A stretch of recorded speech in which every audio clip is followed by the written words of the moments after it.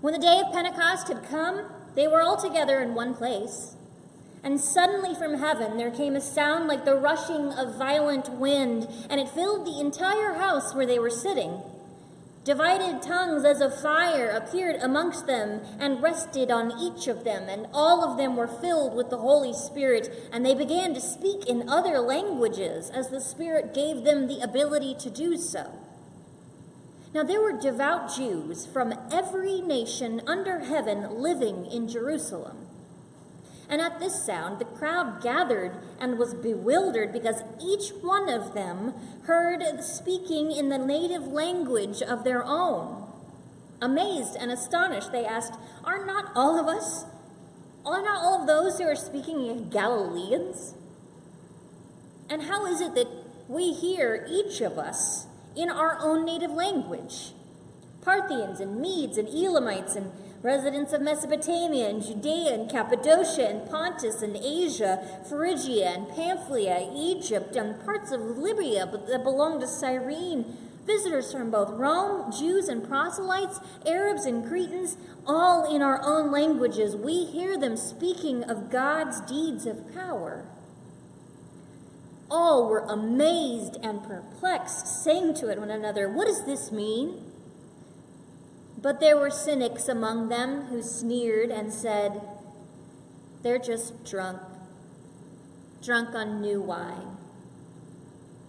But Peter, standing with the 11, raised his voice and addressed them, Men of Judea, all who live in Jerusalem, let this be known to you. Listen to what I'm saying. They are not drunk, as you have guessed. It's only 9 o'clock in the morning. No, this is what was spoken by the prophet Joel, that in the last days, God declares, I will pour out my spirit upon all flesh, and your sons and your daughters shall prophesy, and your young men shall see visions, and your old ones shall dream dreams. Even upon slaves, men and women, in those days I will pour out my spirit, and they shall prophesy, and I shall show portents in the heavens above, and signs on the earth below, blood and fire and smoky mist, and the sun will be turned to darkness, and the moon to blood before the coming of the Lord's great and glorious day. And everyone who calls on the name of the Lord shall be saved. This is the word of the Lord. Thanks be to God. Since Easter Sunday, we have been considering all the gifts that God has given us by way of Jesus' resurrection. We've given thanks for how God disturbs and deconstructs the status quo and invites us to be destructors ourselves. We have given thanks for the peace that we have that is never dependent upon the whim of warring nations. We have given thanks for discernment that helps love to grow. We have given thanks for hope that withstands persecution and suffering. We have given thanks for the purposes that God has laid out clearly in the Great Commission. And we have given thanks for the restoration that we are promised by God's redemptive power. We've given thanks for clarity that God provides to us about how to follow his will, and all of these are good and glorious gifts. But all of these gifts find their source and flow forth from the greatest gift of Easter, the gift that was the culmination of all of God's promises. After the resurrection appearances of the risen Lord, after Jesus' ascension into heaven, after the call of Matthias to take the place of Judas amongst them, finally God's great gift arrives. And perhaps we shouldn't be surprised that the final and the greatest gift of Easter is God's self. It's the arrival of the Holy Spirit. But not only is the arrival of the Holy Spirit, is she a gift in and of herself. The Holy Spirit gives gifts by her presence. But there's a caveat with those gifts. Those gifts are given to benefit others. In January of 2008, the Journal of Higher Education published an article examining the persistence of Native American students at Washington State University, University of Idaho, and Montana State University. Amongst those students were a wide variety of natives. They were Arapaho and Blackfeet, Chippewa, Cree, Colville, Crow, Hopi, Lakota, Navajo, Nez Perce, Sioux, and 11 other tribes. The interviews conducted with these students revealed several factors that helped them persist to the point of receiving a degree. But the one that caught my attention most clearly was that they persisted so that they could go back home and help their communities. In many of their tribes, giving back was encouraged not only in cultural practices, but even at funerals to ones who had died. And though many of them grew up in places of high poverty and unemployment and drug abuse, they saw a career as a means to combat the conditions of those at home. One student said it very simply, "I want to go back to my reservation to help my people." In other words, the value of the degree was in direct correlation to its ability to better the lives of other people.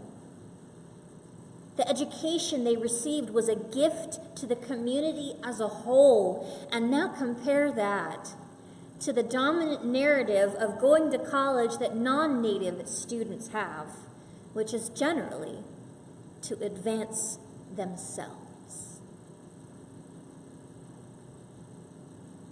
The people gathered in the room at Pentecost were, as far as we know, all from the same country and spoke the same language. It's why the crowd says, "Aren't all these people Galileans?" Galileans don't speak any other language but their own. So it's worth asking the question about why, when the Holy Spirit shows up in power, this is the way the Holy Spirit manifests, in the ability of people to speak languages they don't know. And the answer to that question isn't hidden somewhere in the text. It's very beginning. It's in verse 5. There were devout Jews from every nation under heaven living in Jerusalem, and each of them heard the disciples speaking in their language. The gift that the disciples had received at the arrival of the Holy Spirit wasn't for them. Just as Christ had been sent into the world for the sake of the whole world and not just Israel, the disciples are gifted with God's continuing presence for the sake of the whole world. The good news of God's love revealed in Jesus was too important to be limited by temporary boundaries of nation state or even the disciples' own given abilities. The Parthians, the Elamites, the Egyptians, the Arabs, the Cretans, the Romans, the residents of Mesopotamia are already so beloved by God that the gifts that the Holy Spirit gives are for their sake. Now, our culture is deeply individualistic, and we are often encouraged to better ourselves as if we are a universe alone. But the lesson of the arrival of God's Holy Spirit and of those Native American college students is in a direct opposition to this self-centered focus about our gifts. What if we started thinking about the gifts we have received from God in regard to how they're supposed to help others? Instead of asking, how can I benefit from this thing I'm good at, what if we started asking, who can benefit from this thing I'm good at? And beyond our skills, what if we applied that to everything we have? How can I benefit others with the place I live and the car I drive and the food I purchase and the clothes I wear? Because as Christians, don't we say to each other that everything we have is a gift from God? And if they're a gift from God, doesn't that mean they're intended for others? Just as those disciples received that necessary ability to speak different languages for the sake of those who still needed to hear the gospel, we are gifted in ways that work beyond our own need.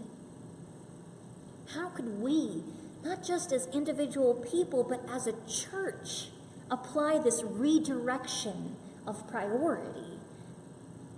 Instead of considering our finances or our physical facilities in light of how they serve us, how could we imagine ministry as efficiently leveraging what we have for the sake of all the people out there that we don't know? Well, if we did, we might just be listening to the leadership of the Holy Spirit. But who wants to do that? But who is receiving this gift, this other-oriented gift that the Holy Spirit gives? Here's some really upsetting news. It's to everyone, even the people we don't think are qualified. Now, I voted in every presidential election I was legally able to. I even did one of those away ballots in college, though I cannot promise you that I thought very hard about it. But it wasn't until I was in college that I realized that there were women still alive who had been born into a world where they couldn't vote. And the reasons that women were denied the vote in the United States varied from stupid to very stupid, including, women don't even want to vote. Who cares? To, well, they're just going to double their husband's vote. That's not fair. But the reason I felt was like the most revealing, the most accidentally truthful, was listed in a pamphlet passed out by the National Association Opposed to Women's Suffrage. That's the whole name, okay? Just really in the lead. In 1910, they opposed the right of women to vote because in some states, more voting women than voting men will place the government under petticoat rule. We don't want them to vote because there's more of them than us. Oh, and God forbid that women made the rules for more than men. It was a desire to maintain power, baldly, nakedly a desire to maintain power, and that was one of the reasons why people resisted granting votes to African Americans, too, post-Civil War. Many in the Confederacy still didn't accept the fact that their former slaves were actually human beings, and resented them having equal say by virtue of an equal vote. Our national history is one of constant resistance to sharing power and of respecting the full humanity of those unlike us, which is sad because ultimately it's a resistance to God's will. Now, there are levels of power and social stratification present within ancient Judea and of Jerusalem, and those stratifications were not easily transgressed. Within the practices of the Jewish people, priests were only priests by virtue of their birth. If you were born into the line of Aaron, then you got that job. That's it. And that system had existed since the time of Moses, thousands of years ago. Now, within the practices of the Roman Empire, there was a division between everybody, citizen and non-citizen, slave and free, men and women, adults and children. Each had specific roles to fill. Each had boundaries over which they could not cross without punishment by death. And nothing about it cared about equality. So Peter's first Holy Spirit-inspired sermon is remarkable in how it transgresses. In the last days, it will be, God declares, that I will pour out my Spirit on all flesh, on your sons and your daughters, and your young men and your old. The Holy Spirit, it seems, is radically unconcerned with social rules, which keep power in the hands of certain kinds of people. The young with no experience, the women with no power, the old with no vigor, even slaves with no power over their own bodies and fates will receive the same portion of God's presence. Now, the myth of American life that we recite to each other like a prayer is that all people are created equal, and thus there exists no barriers to keep anyone from political leadership or economic opportunity. But that is a myth, because we are just as socially stratified as ancient Rome was. Political leadership on a national level is usually reserved to those who have either access to rich donors or vast personal wealth. Systems of racial inequality and sexism and bigotry make it hard for people of color and women and LGBTQ people to achieve economic success at the same rates as white men and women. But the church is supposed to be different. The church is supposed to be the alternate community, the place where all the failures of the world are set right by the power of the Holy Spirit. And admittedly, we are making strides towards that.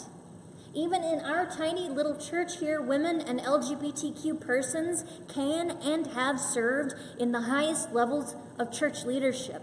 And that is impossible in some places. That's impossible in some churches down the street from us. But it is worth examining who is missing when we are at the table together. We are largely white. We are largely older. We largely just speak English. And if the Holy Spirit pours out gifts on all people, we may be unknowingly structured in a way that excludes the ones that God has empowered and entrusted with gifts. And as we move forward, not only as people, but as a congregation, discerning what God calls us to be in an ever-changing world, it is my prayer that we would be guided by the Spirit's leadership, which empowers powerless people, which lifts up and amplifies the voices of the oppressed, and makes visible those we have gone to great trouble to make invisible. Not everybody in America can vote, even though they should be able to, because we are still interested in keeping power in the hands of a few. Pentecost is a time of reflection. The Holy Spirit arrived, and it was a fulfillment of Jesus' promises. It was a powerful and explosive gift, because from now on, God would be present with anybody who believed, would give power to anyone who believed, no matter the language they spoke or the social station they were born into. And that gifting would not be about inward focus, but would enable believers to serve a world that God had decided to redeem. And what Jesus began would be completed. And we have a chance today and every Pentecost to reaffirm our commitment to that radically inclusive and other-focused kingdom, but we also have a chance to confess the ways we have failed to create alongside God that radically inclusive and other-focused kingdom. Whether purposely or unconsciously, we are not yet what God intends us to be. We are not yet a community that truly reflects God's global vision. But God's mercies are new every morning, and the Holy Spirit is eternally capable to lead us forward towards a more complete participation in God's will. We are not done. We are just beginning. And that is the greatest gift of Easter. That God is with us, that God is transforming us, and that God is empowering us to open the doors and make family out of enemy and stranger. And that the more we direct ourselves outward, the stronger God is within.